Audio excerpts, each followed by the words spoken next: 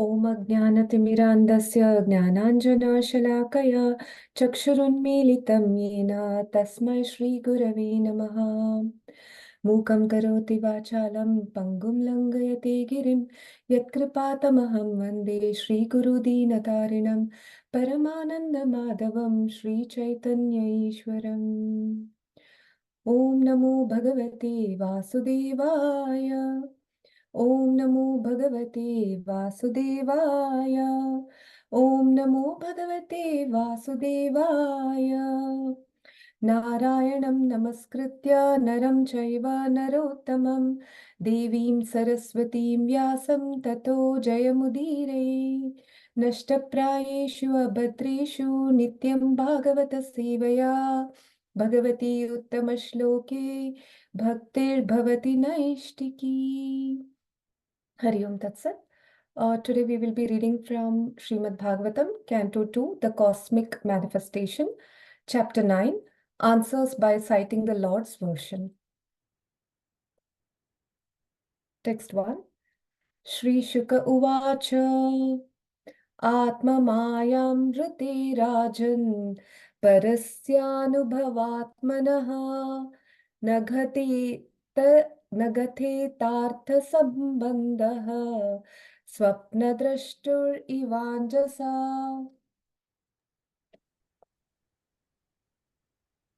Translation, Hare Krishna.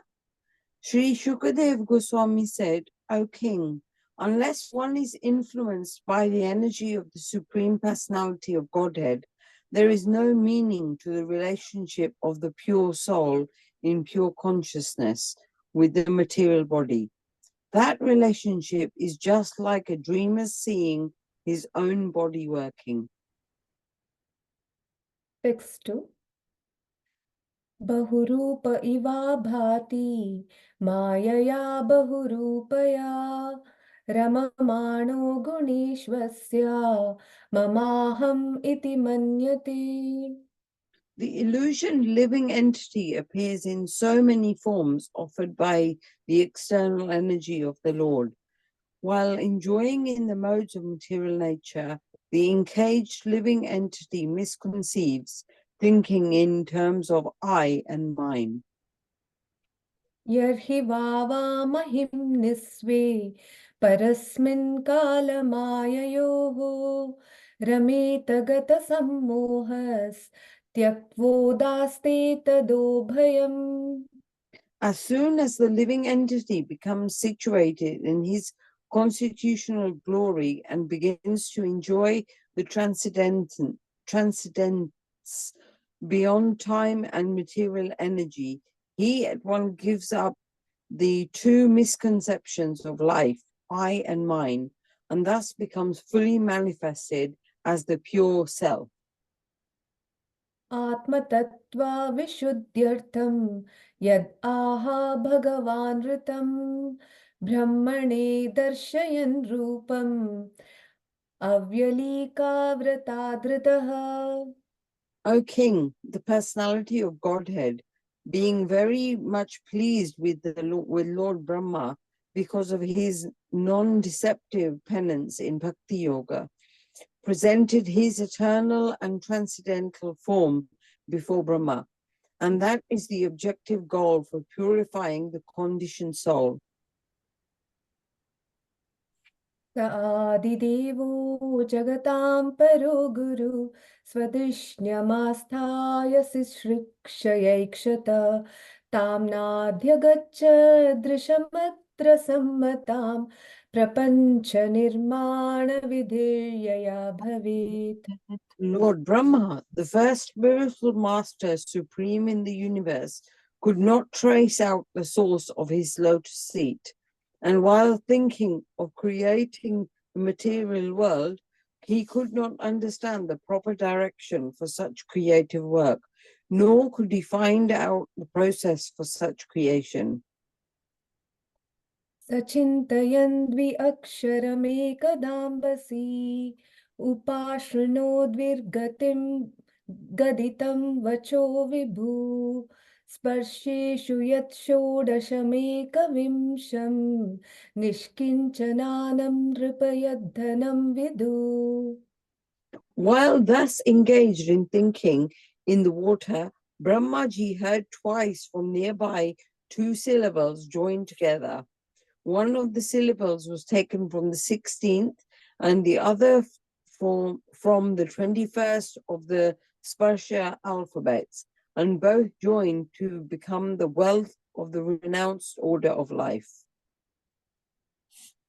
निशम्य तद्वक्तृदिदृक्षया दिशो विलोक्य तत्रान्यदपश्यमानः स्वदिष्ण्यमास्थाय विमृश्य तद्दितं तपस्युपादिष्ट इवाददे मनः.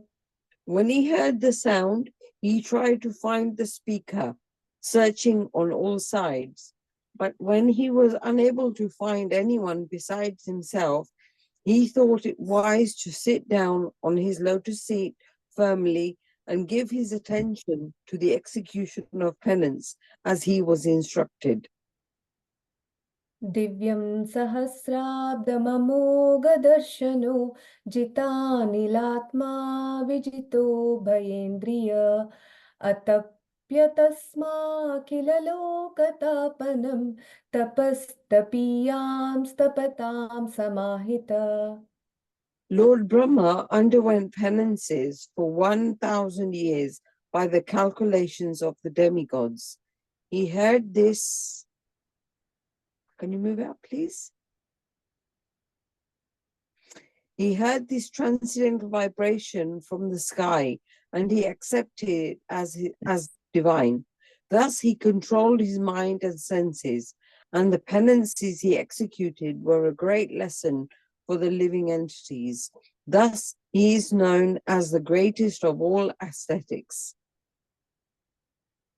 तस्मै स्वलोकं भगवान् सभाजित सन्दर्शयामास परं न यत्परं व्यपेतसङ्क्लेशविमोहसाद्वसं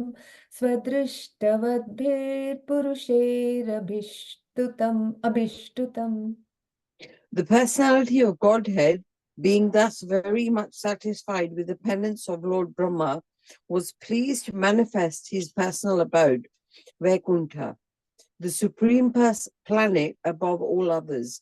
His transcendental abode of the Lord is adored by all self-realized persons, freed from all kinds of miseries and fear of illusionary existence.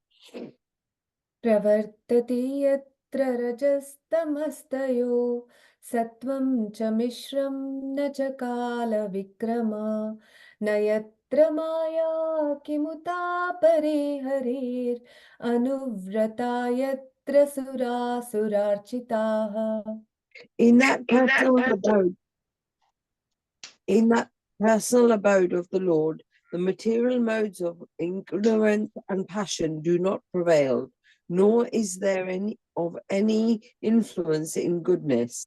There is no predominance of the influence of time. So what to speak of the illusionary external energy? It cannot enter that region. Without discrimination, both the demigods and the demons worship their Lord as devotees.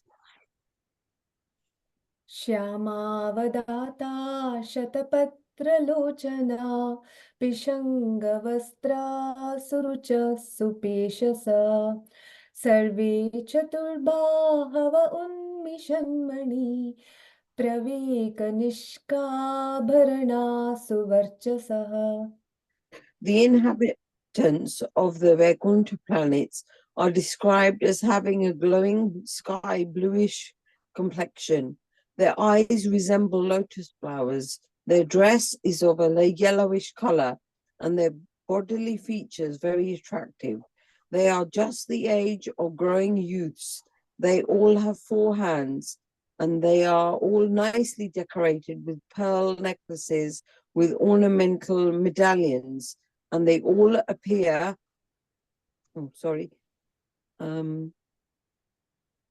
and they all appear to be effulgent. प्रवालवैडूर्यमृणालवर्चस परिस्फुरत्कुण्डलमौलिमालिनः. Some of them are effulgent like coral and diamonds in complexion and have garlands on their heads, blooming like lotus flowers, and some wear earrings. भ्राजिष्णुभिर्यः परितो विराजते लसद्विमानावलिभिर्महात्मनां विद्योतमाना प्रमदोत्तमाद्युभिः सविद्युदभ्रा बलिभिर्यतानभः. The Vaikuntha planets are also surrounded by various airplanes, all glowing and brilliantly situated. These airplanes belong to the great Mahatmas or devotees of the Lord. The ladies are as beautiful as lightning because of their celestial complexions, and all these combined together appear just like the sky decorated with both clouds and lightning. श्रीर्यत्र रूपिण्युरुगाय पादयो करोति मानं बहुधा विभूतिभिः प्रेङ्खं श्रिताया कुसुमाकरानुगैर्विगीयमाना प्रियकर्म गायति. The goddess of fortune, in her transcendental form, is engaged in the loving service of the Lord's lotus feet, and being moved by the black bees, followers of spring, she is not only engaged in the very variegated pleasure service to the Lord along with her constant companions, but is also engaged in singing the glories of the Lord's activities. ददर्श तत्राखिलसात्वतां पतिं श्रियः पतिं यज्ञपतिं जगत्पतिं सुनन्दनन्दा प्रबलार्हनादिभिः स्वपार्षदाग्रैः परिसेवितं विभुम्. Hare Krishna. Can you scroll up, please? Thank you. Lord Brahma saw in the Vaikuntha planets the personality of Godhead, who is the Lord of the entire devotee community, the Lord of the goddess of fortune, the Lord of all sacrifices, and the Lord of the universe, and who is served by the foremost servitors like Nanda, Sunanda, Prabala, and Arana, his immediate associates. भृत्य प्रसादाभिमुखं दृगास्सवम् प्रसन्नः सारुणलोचनाननं किरीटिनं कुण्डलिनं चतुर्भुजं पीतांशुकं वक्षसि लक्षितं श्रिया.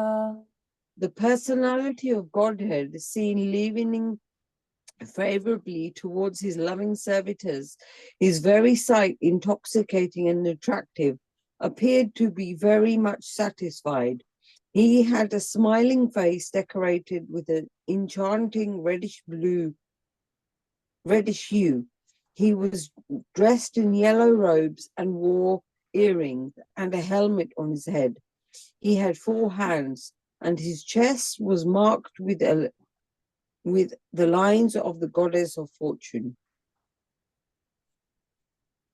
अद्यर्हणीयासनमास्थितं परं वृतं चतुष्षोडश पञ्चशक्तिभिः युक्तं भगैस्वेरितरत्र चाध्रुवैः स्व एव धामन् रममाणमीश्वरम्.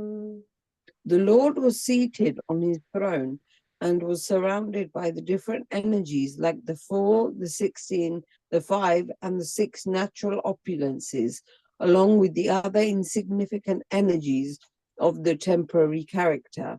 But he was the factual Supreme Lord, enjoying his own abode. तद्दर्शनाह्लादपरिप्लुप्तान्तरो हृस्यतनुप्रेम भराश्रुलोचन ननामपादाम्बुजमस्य विश्वसृग् यत्पारमहंसेन पदाधिगम्यते. Lord Brahma, thus seeing the personality of Godhead in his fullness, was overwhelmed with joy within his heart, and thus in full transcendental love and ecstasy, his eyes filled with tears of love. He thus bowed down before the Lord. That is the way of the highest perfection for the living being, Paramahansa. तं प्रीयमाणं समुपस्थितं कविं प्रजाविसर्गे निजसाशनार्हणं बभासैषत्स्मितशोचिसा गिरा प्रियः प्रियं प्रीतमनाकरे स्पृशन्. And seeing Brahma present before him, the Lord accepted him as worthy to create living beings, to be controlled as he desired. And thus, being much satisfied with him, the Lord shook hands with Brahma and slightly smiling addressed him thus. श्रीभगवानुवाच त्वयाहं तोषितः सम्यग् वेदगर्भासि सृक्षया चिरं वृतेन तपसा दुस्तोऽसः कूटयोगिनाम्. The beautiful personality of Godhead addressed Lord Brahma.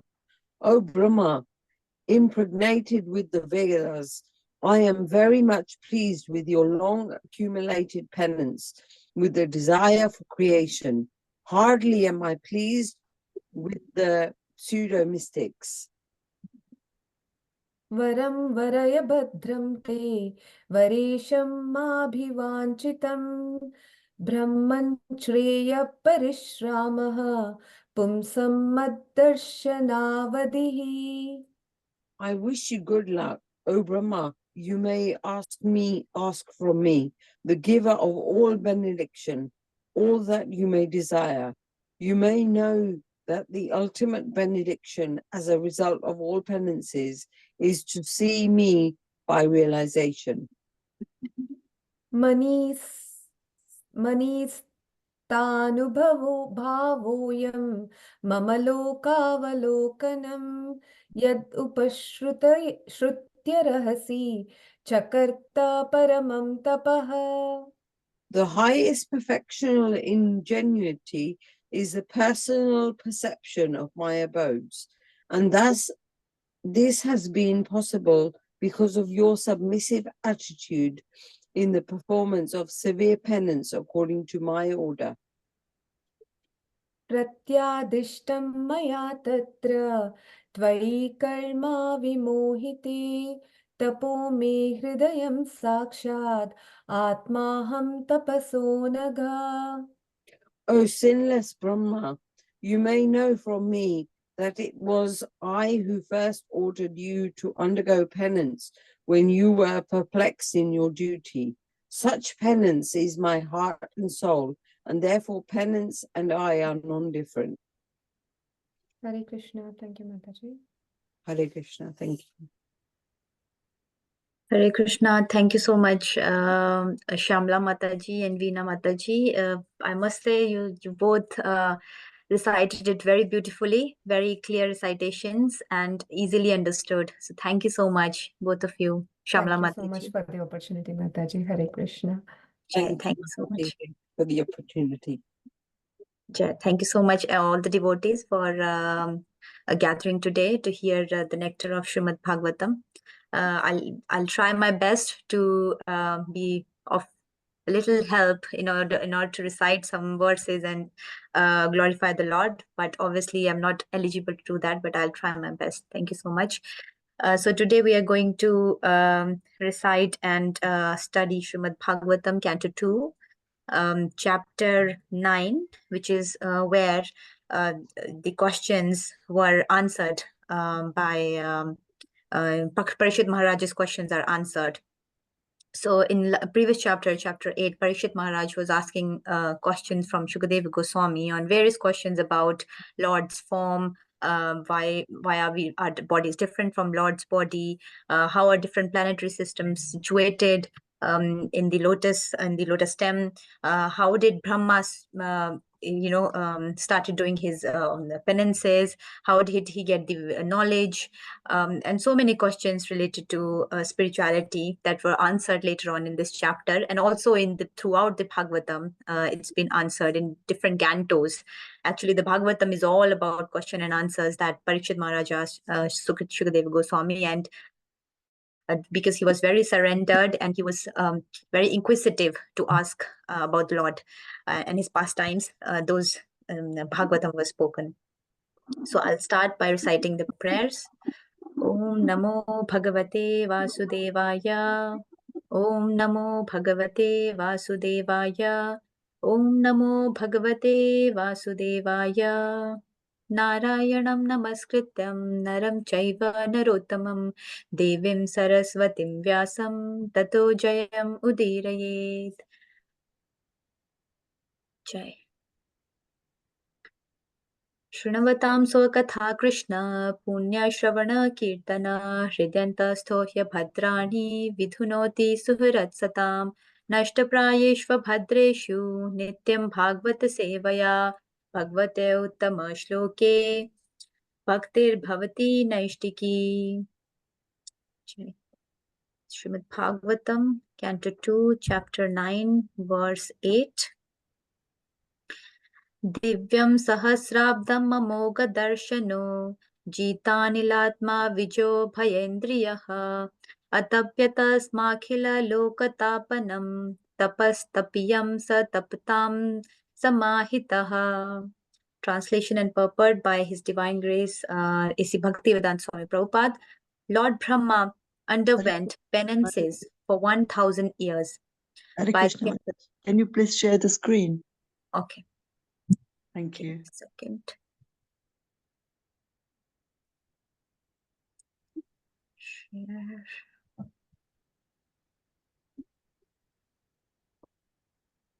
Okay.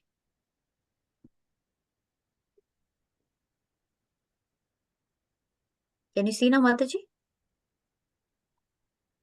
Yes, thank you. Yes, ma'am. Okay.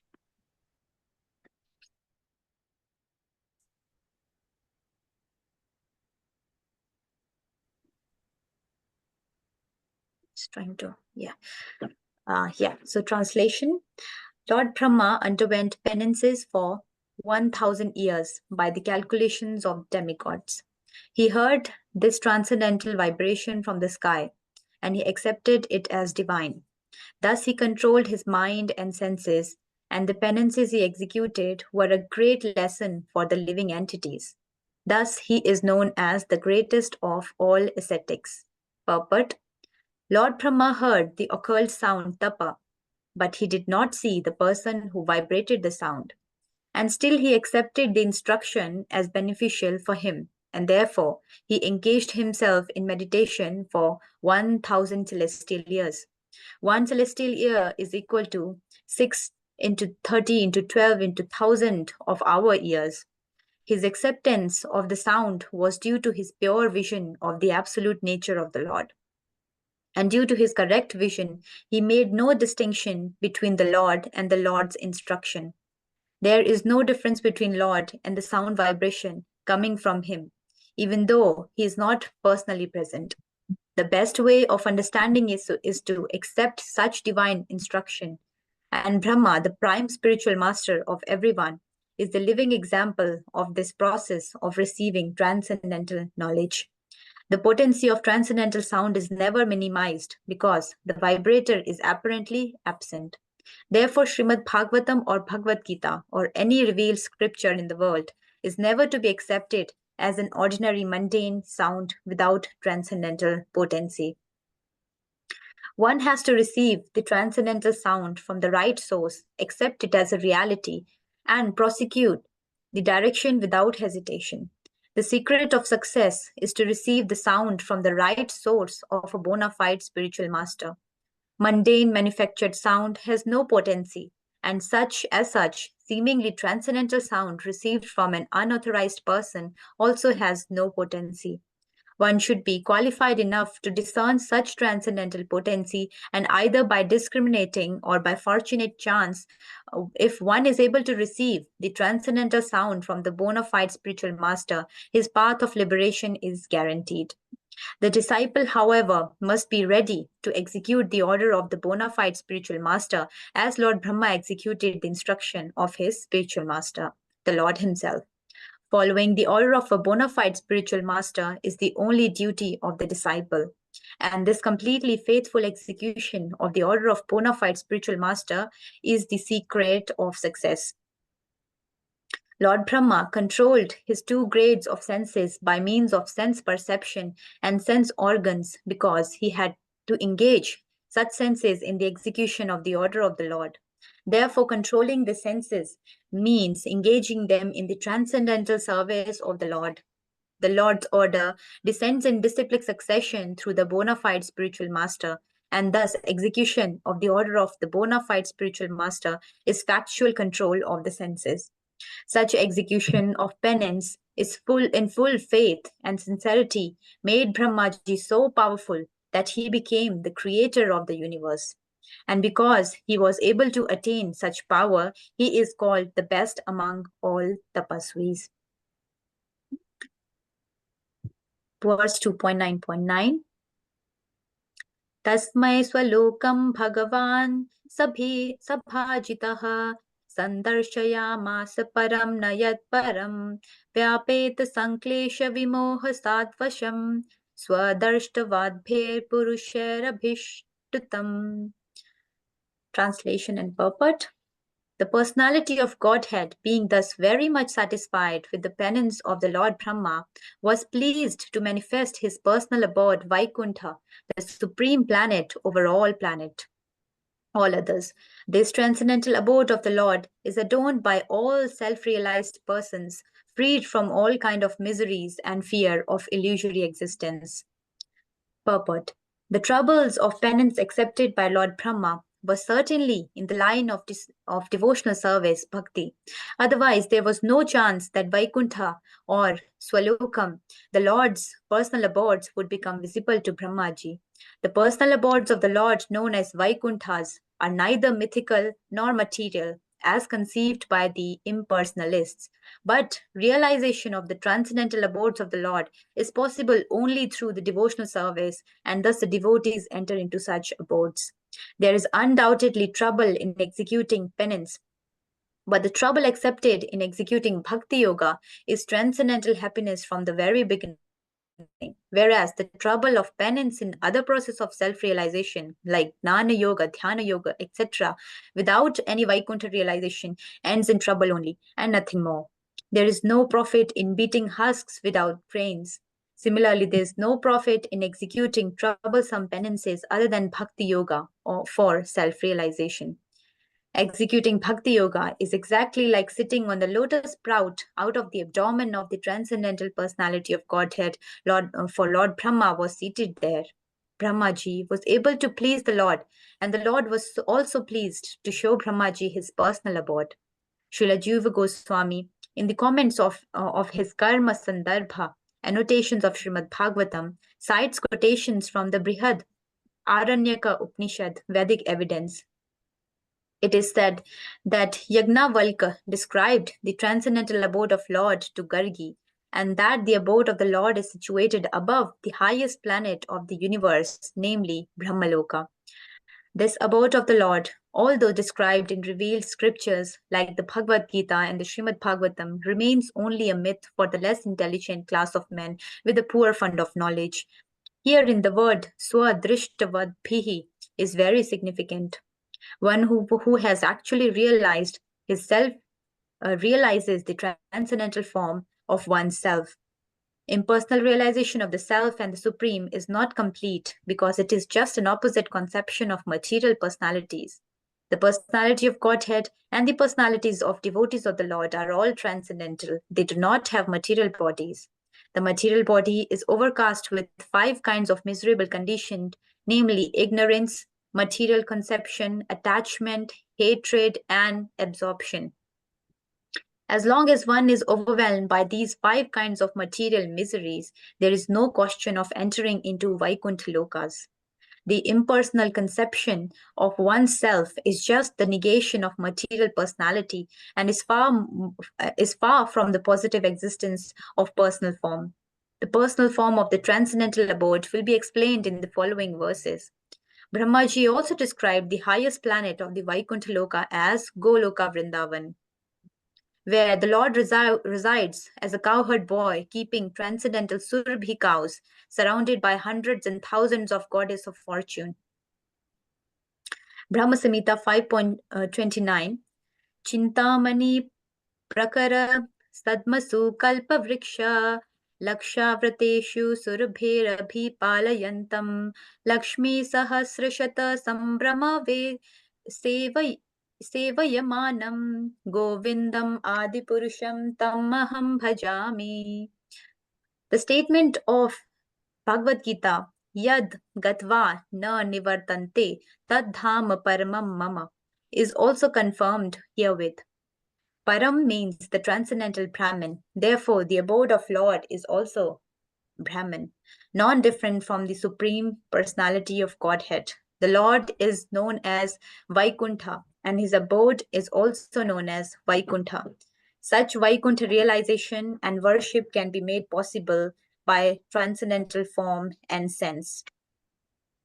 Jai. Om Ajnanatimirandhasya Jnananjanashalakaya Chakshurunmilitam Yena Tasmai Shri Guruve Namaha Shri Chaitanya Manobhishtam Stapitam Yena Bhutale Swayam Rupa Kadamahyam Dadati Swapadantikam Vandeham Shri Guroho Shri Yutapadakamalam Shri Guruna Vaishnavamscha Shri Rupam Sagrajatam Sahagan Raghunathanvitam Tam Sajivam साधवैतं सावधूतं परिजन सहितं कृष्ण चैतन्य देवं श्री राधा कृष्ण पादान् सहगण ललिता श्री विशाखान्वितांश्च हे कृष्ण करुणा सिंधो दीनबंधो जगत्पते गोपेश गोपिकाकांत राधाकांत नमोस्तुते तप्त कांचन गौरांगी राधे वृंदावनेश्वरी वृषभानुसुते देवी प्रणमामि हरिप्रिये वाञ्छकल्पतरुभ्यश्च कृपा सिन्धुभ्यैव च पतितानां पावनेभ्यो वैष्णवेभ्यो नमो नमः नमो विष्णुपादाय कृष्णप्रेष्ठाय भूतले श्रीमते भक्तिवेदान्त स्वामिनिति नामिने नमस्ते सरस्वती देवे गौरवाणी प्रचारिणे निर्विशेष शून्यवादी पाश्चात्य देशतारिणे जय श्री कृष्ण चैतन्य प्रभु नित्यानंदा श्री अद्वैत गदाधर श्रीवासादि गौर भक्त वृंद हरे Krishna Krishna Krishna Hare Hare Hare Ram Ram Ram Hare Hare. Thank you so much. So as this is a very beautiful chapter actually, and particularly these verses that we're going to discuss in this chapter 9, because most of the people don't know about actually the greatness of Brahmaji also. Because we always end up seeing these TV serials and all these things, and so many things we hear about Brahmaji and start blaspheming indirectly or directly through someone or the else. But actually, we don't know how much penances he went through, and he's a very true example of being a perfect example of a disciple, actually, if we see. And then we have some current examples also that we have, like Prabhupada is also one of them. So why am I saying this? Because in these verses, the greatness of Supreme Lord is definitely that is shown, but it is also shown how a relationship of a disciple and guru should be, and how should we take instructions from our spiritual master.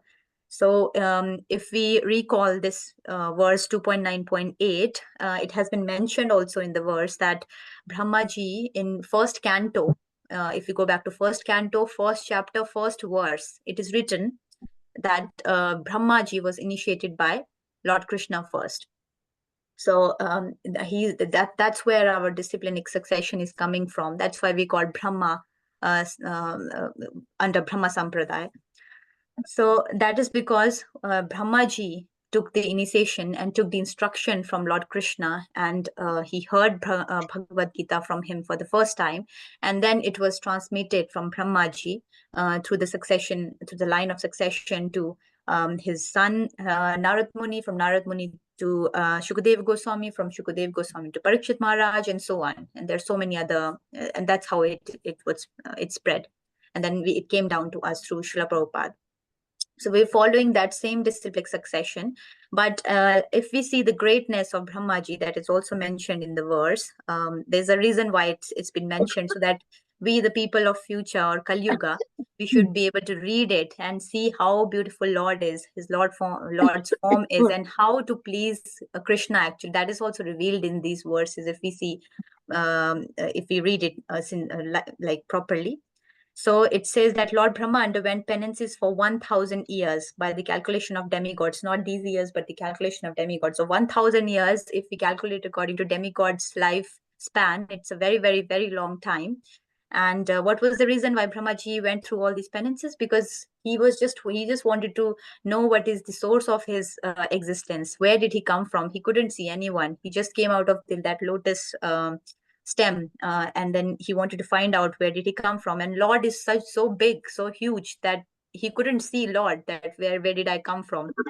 It's not easy to see Lord actually with material eyes also. That is also one important point. We need spiritual eyes, and spiritual eyes can only be given to us when we are fully surrendered, when we truly want to know who Krishna is, when we are surrendered, when we love him, and when we render devotional service to Krishna.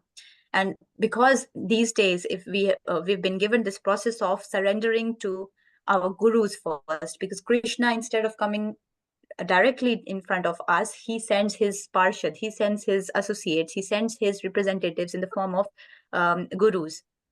So if someone gets this opportunity to find their spiritual master in this lifetime, then they are considered very, very fortunate. In Prabhupada has also explained in different verses and explanation that how important it is to have a spiritual master, because through spiritual master only we can see Krishna. Krishna will reveal us through spiritual master, because spiritual master only follows strictly what he has been given by his spiritual master, and that is what we are following in ISKCON. Like Srila Prabhupada is current, very recent example we have.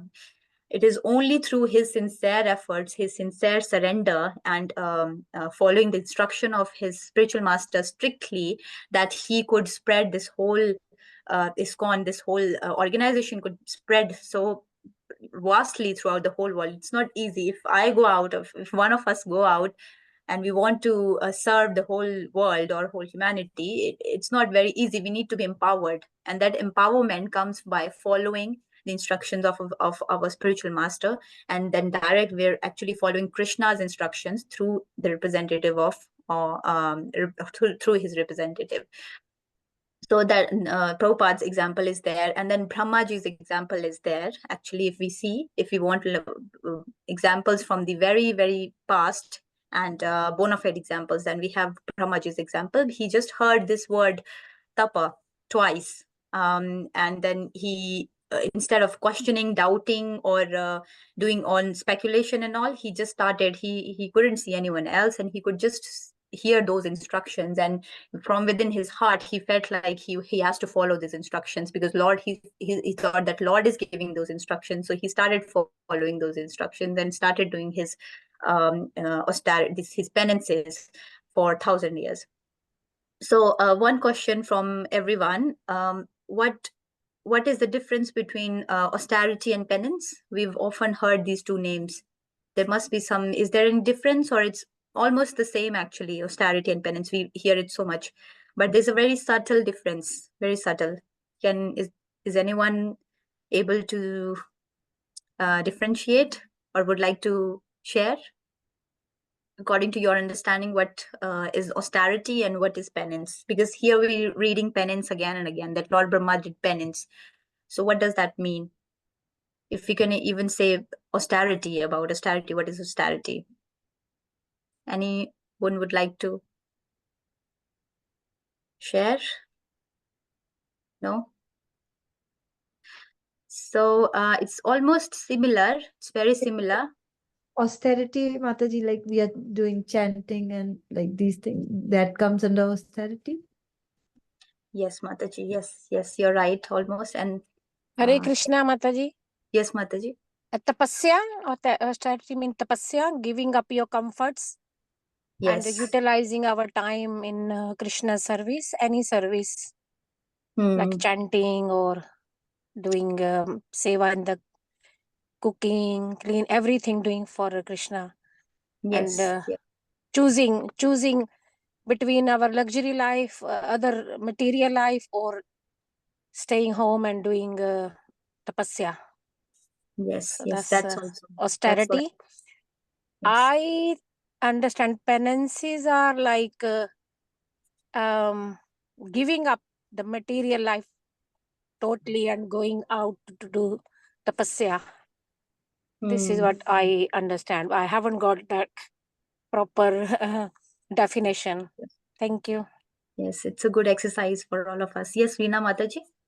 I was going to say, is penance the actual long-term tapasya that you're doing, and the austerity is the individual sacrifice that you're giving up your comforts? So if I was going to maybe fast on Ekadasi, or like doing my, getting out of bed early to do my morning japa, that's the austerities that I'm doing for the overall tapasya or penance.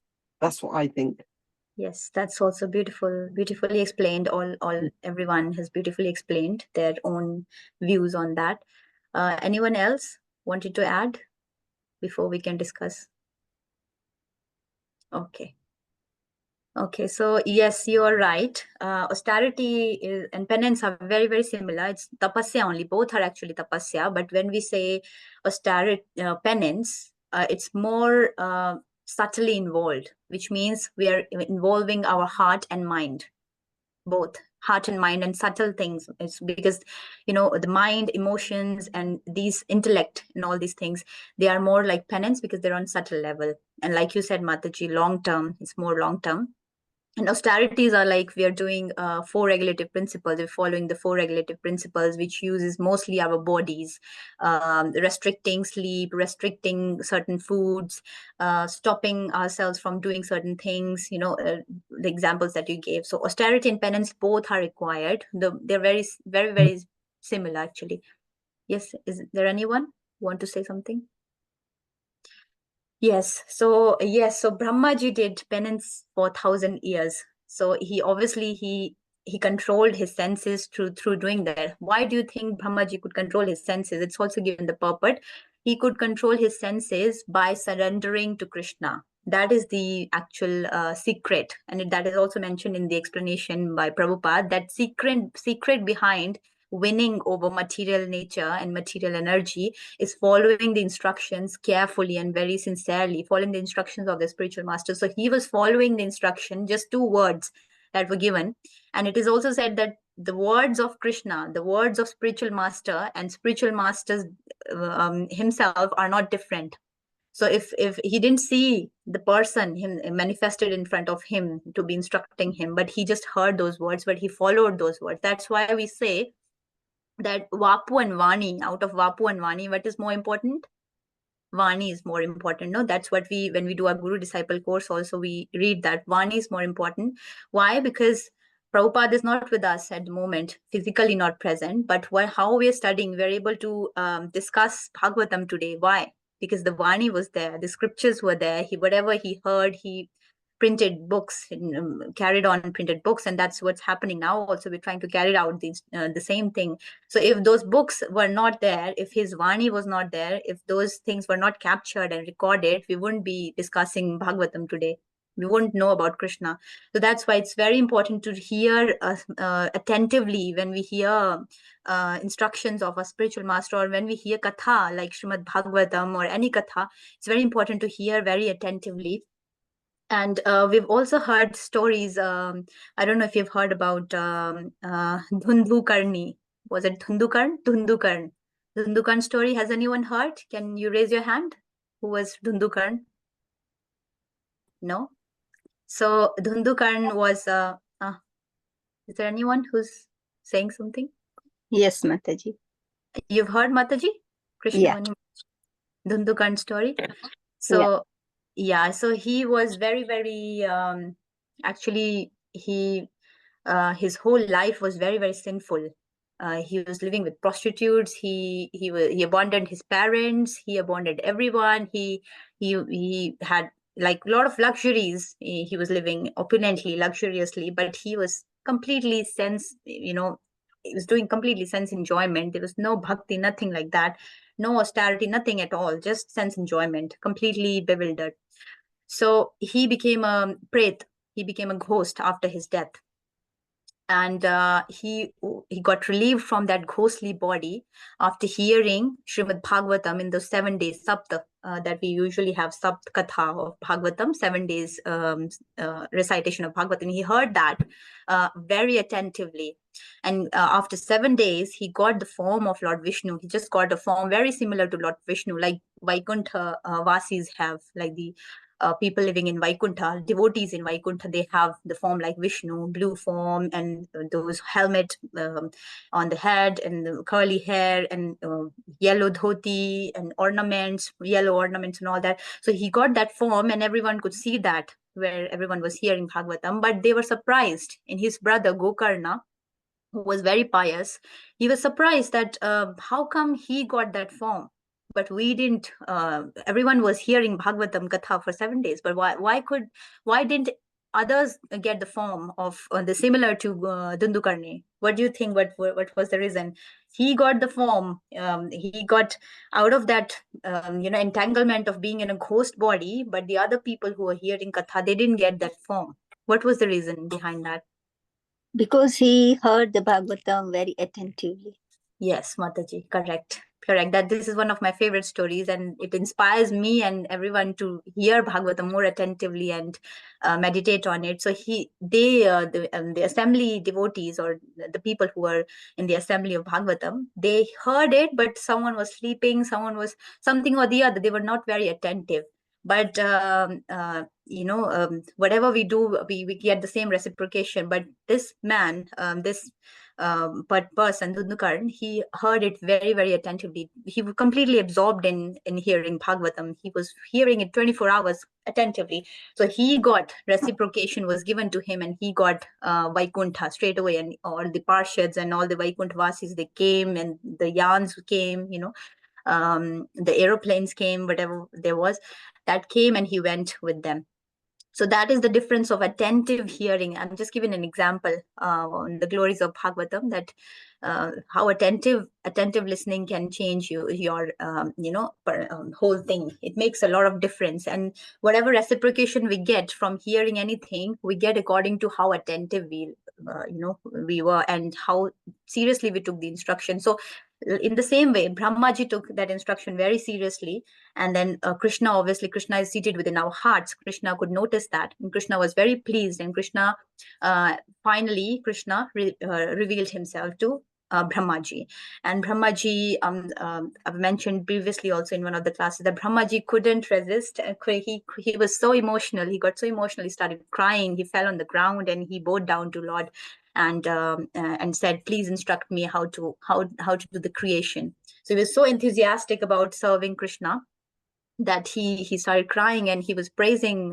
Lots of prayers were done by Brahmaji, and he was praising Lord and his opulences, because he could see Lord in his Vaikuntha form, and in his Hari form, in his Narayan form, Vishnu form. He could see him, and he could see Lakshmiji, so thousands of Lakshmiji, so many Lakshmijis and goddess of fortunes serving him, and Vaikuntha Vasis. He could see devotees, and he could see opulences, different opulences, 6 opulences of Krishna. They were personified, present in the Vaikuntha. So he could see all those glories, all those opulences of Krishna in Vaikuntha. But it is also mentioned in the verse that Krishna doesn't reveal himself to everyone. He only reveals himself to one who has unalloyed devotional service. He doesn't reveal to mystics, yogis, and all other people, but he revealed himself to Brahmaji. And that's why Brahmaji is also known as, is given a name. It was there in the verse somewhere in the end. He's tapasvi. He's the topmost among all the tapasvis. That's what he's been called. We should take inspiration from Brahmaji. And it's not just about revealing Krishna revealing himself. There should be a desire. These days we see that people are not even interested in spiritual matters and interested in seeing the Lord, let alone anything else. We say that we should not desire to see the Lord. We should have the desire to love him, to please him. But these days people don't even have desire to see the Lord, let alone any other things. If we see the atheist people, if we see the scientists, if we see the impersonalists, they're always trying to attack on the personal form of Lord. But if we read Bhagavatam, if we read these chapters and go through and dive deeper into the Bhagavatam, then we'll find through these stories that Lord is personal and how he reciprocates. And it's not cheap to see the Lord also. It's not very, Lord is not that cheap that we can see him just by desiring to see him. Prabhupada has said that in some of the Back to Godhead magazine also. Prabhupada says that if you want to see a president or prime minister or a very opulent person or very important personality in this world these days, maybe a materialistic person also, maybe actor or actress, we need to take appointment. We need to stand in queues. We need to wait for months or years, or I don't know how many years we have to wait to see that person. And then there's a process of seeing them, go through their servants or someone or the other. And here we are, sometimes we are challenging God. We're challenging Krishna that, oh, I want to see him. Where is he? We're challenging these impersonal people and atheist people. They're challenging us that, where's your God? But then Prabhupada gives this analogy that you can't even see an actress or actor or someone very opulent in this material world also without taking appointment, and you want to see God. And he's not there available, he's not there to serve us, that you say that I want to see you and he'll come in front of us. No, we have to be eligible to be to be able to stand in front of him itself. We're so sinful, so fallen, that we don't even deserve to be seen by him. What will we do if he comes in front of us now, at the moment, right now? If he comes in front of us, I don't know what will I do, because I don't find myself eligible to be serving him. Not that pure. So first of all, we have to make ourselves fully surrendered to our gurus, to the senior Vaishnavas, to the instructions of Bhagavatam, to the instruction of Bhagavad Gita. And then slowly, through this gradual process, Krishna reveals himself. When he sees sincerity in the devotional service, the submissive attitude, he reveals himself like he revealed to Brahmaji. And also in these two verses, it's also explained how a disciple should be and how a spiritual master should be. So we'll also read that in coming verses. So verse 2.9.43, just a minute. Can you see my screen, Mataji? Yes, Are you able Mataji, we to? can say. Okay. Yeah. Yes, Okay. Okay, so 2.9.43 here, it is revealed here. Just give me a second. Yeah, how a spiritual master should be and how a disciple should be. So, okay. Yeah. So Arjuna was advised to receive transcendental knowledge from a realized person by surrender, questions, and service. So if we have our spiritual master, spiritual master, if we are fortunate enough to have a spiritual master, we should be surrendered. We should we should be inquisitive, ask questions in a submissive and humble way, and we should render service. So it's not like we straight away go and we start asking questions and we're not submissive, we're challenging him, or we're not serving him. So we have to serve first. So Brahmaji served Lord Krishna by following his instruction, and then Krishna got pleased and revealed himself. So that's what here it's mentioned in the explanation by Prabhupada. Receiving transcendental knowledge is not like exchanging dollars. It's very true. Such knowledge has to be received by service to the spiritual master. As Brahmaji received the knowledge directly from the Lord by satisfying him fully. Similarly, one has to receive the transcendental knowledge from the spiritual master by satisfying him. The spiritual master's satisfaction is the means of assimilating transcendental knowledge. One cannot understand transcendental knowledge simply by becoming a grammarian. So there has to be service involved. The Vedas declare, Yasya deva para bhaktir yatha deve tatha guru tasyaita kathita hai arthaha prakashante mahatmanaha. Unto Only unto who has unflinching devotion to the Lord, unflinching devotion to the Lord and to the spiritual master, does the transcendental knowledge become automatically revealed. Shrestashtavara Upanishad 6.2.3. Such relationship between disciple and spiritual master is eternal. One who is now the disciple is next spiritual master. So that's also very important. One who is now disciple is the next spiritual master. So if the disciplic succession was not maintained, then we wouldn't have heard on any of these scriptures actually. So it's important that we take the instruction very seriously, because we don't know one of us is going to be a spiritual master in the future. And one cannot be a bona fide authorized spiritual master unless one has been strictly obedient to his spiritual master, like Prabhupada. Brahmaji, as a disciple of the Supreme Lord, received the real knowledge and imparted it to his dear disciple Narad. Similarly, Narad, as the spiritual master, handed over this knowledge to Vyasadeva, and so on. Therefore, the so-called formal spiritual master and disciple are not facsimiles of Brahma and Narada, or Narada and Vyasa.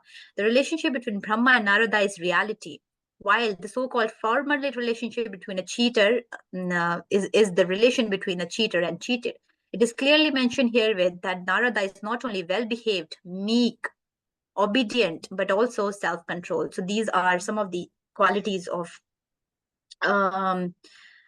okay, let's see. One who is not self-controlled, specifically in sex life, can become neither a disciple nor a spiritual master. So these are the qualities actually of both spiritual master and disciple, because disciple is going to be the future spiritual master. So one should be self-controlled, specifically in sex life, and to become a spiritual master also. One must have disciplinary training in controlling speaking, anger, tongue, mind, belly, and genitals. These are also the qualities of a spiritual master. One who has controlled the particular senses mentioned above is called Goswami. If someone has achieved success in controlling all these anger, speech, tongue, mind, belly, and genitals, he is also known as a Goswami. Without becoming a Goswami, one can become neither a disciple nor a spiritual master. Very important verse. Explanation. The so-called spiritual master without sense control is certainly a cheater. And the disciple of such a so-called spiritual master is cheated. One should not think of Brahmaji as a dead grandfather, as we have experienced on this planet. He is the oldest grandfather and he is still living. And Narada is also living. The age of inhabitants of the Brahmaloka planet is mentioned in Bhagavad Gita. The inhabitants of this small planet Earth can hardly calculate even the duration of the day of Brahma. So we can see that Brahmaji actually, he's also glorified in the end because he's a devotee of the Lord and we're following his disciplic succession. He's the actually great spiritual master of all of us. And we should learn from him how to follow the instructions submissively of Krishna or of our spiritual master. Yeah, so we should be very respectful to him also. And I think this is my realization from these two verses. If anyone has some realizations, they want to share something about guru-disciple relationship or whatever realization or main points they took from these two verses, please feel free to share, or otherwise we'll close the meeting. Hare Krishna. Srimad Bhagavatam ki jai. Any realizations or thoughts? Okay, just wanted to ask one question. In Nectar of Devotion, there are 6 things that are, that hinder our spiritual practice. What are those 6 things? Nectar of Instruction, verse 2 and 3, they're mentioned. Very important. I thought we'll share it today. So text 3, there are 6 principles favorable to the execution of pure devotional service that will be helpful for us also. That is being enthusiastic, endeavoring with confidence, being patient, acting according to regulative principles such as Shravanam, Kirtanam, Vishnu, Smaranam, hearing, chanting, remembering. And 5th was abandoning the association of non-devotees. And last one is following the footsteps of previous acharyas. That's why I mentioned this, because 6th one is following the footsteps of previous acharyas and our spiritual masters also. So these are the 6 favorable things that will help us in executing our devotional service nicely. And then text 2 of Nectar of Instruction, has 6 things that can entangle us and that can spoil our devotional service. And that are, first one was eating more than necessary or collecting funds more than required. Second was over endeavoring for mundane things that are very difficult to obtain. Third was talking unnecessarily about mundane subject matters, unnecessary talking about something that is not helpful. Fourth was practicing spiritual rules and regulation only for the sake of following them and not for the sake of spiritual advancement. Just because I want to follow, it's a ritualistic practice. That's also not good for our spiritual practice. Or rejecting the rules and regulation of the scriptures and just following what we like, rejecting what we don't like, or working whimsically according to our own whims. Fifth was associating with worldly minded person. It's like a Hare Krishna. chemical smell. In the toilet? Not here. Fifth was No. associating with Oh. worldly minded persons PCP are more ambassador. interesting in Oh. Krishna PCP. consciousness. Oh, Hare Krishna. And sixth one was being greedy for mundane achievement. So these 6 things can entangle us and spoil our devotional practice. We should stay away from them. And then 6 things that will help us in progress. One of them was also following the footsteps of acharyas. Just wanted to mention that will be helpful for us to revise. Hare Krishna. Thank you. Hare Krishna, Mataji. Mataji, just wanted to share my realization. Yes, Mataji. About, like Guru, accepting Guru. So I'm just telling my story. In the beginning, before I took initiation, I did not know. So to the aspiring, spiritual master, Yes. we attended a program and there was a meeting and some questions came. But the only thing is, like what I learned is that you should never argue or answer Guru back, because you have to, you have to be submissive and you always stay in front of Guru as a fool. But sometimes, because you are not in wrong, you try to prove yourself that, I didn't do it.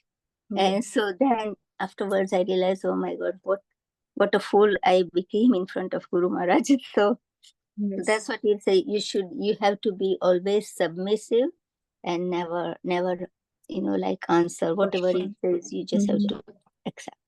Very Because true. mostly Guru, whatever they say, they are going to say from Guru Sadhu Shastra. So it's not that they're making their own. Yes, if the Guru is like that and if he is making up, then we should not accept a Guru like that. Yes, Mataji, very right. And thank you for sharing that. It's a very important point. And also these days we see that the disciples are instructing gurus actually. They're making their own decisions and then they go to Guru and say that, Guru Maharaj, I want to do this. Can I do this? I mean, and then Guru Maharaj is like, if I say anything now, then it will become instruction. And then they don't want to embarrass the disciple, or, it's become the other way around. So it's better for us to hear from them and let them decide what's good for us. But we are telling them that I want to do this. Can I? And the Guru becomes, don't know what to say. Because we have to follow what they say. Whatever they say, we should follow. Then we should only ask what we can do. We should not ask something that we cannot do, because then it becomes instruction also. But thank you, Mataji. Hare Krishna. Thank you so much, everyone. Thank you so much for the reciters, for everyone for gathering today. And then we can close today's meeting with Hare Krishna mantra. Jai. Hare Krishna. Hare Krishna, Mataji. Thank you. Hare So we Krishna. end Thank you for the class, Mataji. For the nice class, Mataji. Thank you, Hare Krishna. Hare Krishna. Thank you, Mataji, for the nice Hare class. Krishna. Thank you, Mataji. Hare Krishna, Mataji. Hare Hare Krishna. Krishna. Krishna. Hare Krishna, Mataji. Thank you very much for lovely Krishna. class. Thank you for enlightening us. Hare Krishna. Thank you, Mataji. Thank you for your inputs. Jai.